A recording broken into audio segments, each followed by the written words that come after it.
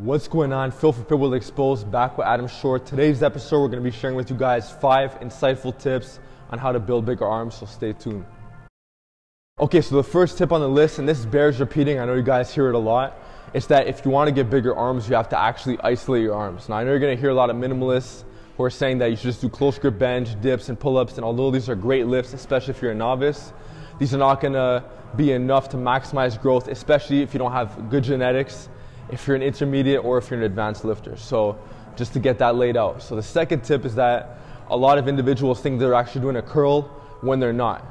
A lot of bros understand the philosophy of progressive overload and they try to integrate this too much into curling and it backfires tremendously. So Adam's going to demonstrate the flawed curl, or what I like to call the front raise partial curl. So once the weights start getting heavier, a lot of lifters, they have the elbow flexion going on, but they keep that flexion the whole time, right? So they're kind of holding an isometric contraction while doing the front raise with the front delt. So obviously this is not going to get us anywhere, and it's actually a lot more common than you think. If you look on YouTube of a lot of lifters doing heavy curls, that's what they tend to look like. So we don't want to do that. We don't want to inflate our egos. We want to inflate our biceps. So instead, we want to flex the tricep at the bottom. We want to get a nice stretch in the bicep, and we want to squeeze into position, like so.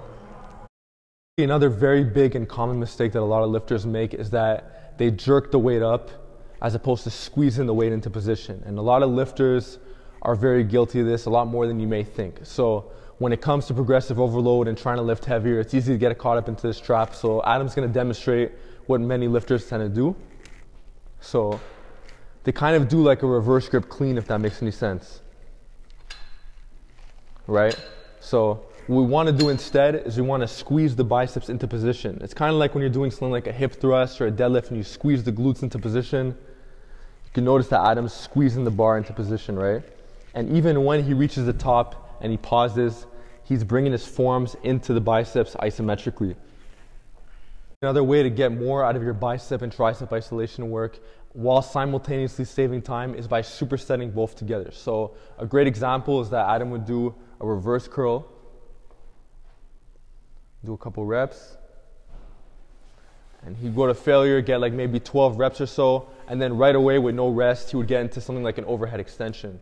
So this way he maximizes the pump in the forearms, maximizes the bicep and tricep pump, and just gonna get pumped overall, get some blood going. So last but not least, you want to utilize low rest periods in your training. So I advise a lot of supersets with bicep and tricep work, but don't forget that you don't want to be resting 3 to 5 minutes between sets. You know, something like 30 seconds to 45 seconds is more than enough. The biceps and triceps are very small muscle groups and you don't need to be resting super long either. So make sure you use the low rest periods along with the other tips in the video. Make sure you also follow Adam on Instagram. And with that, I'll see you guys in the next episode.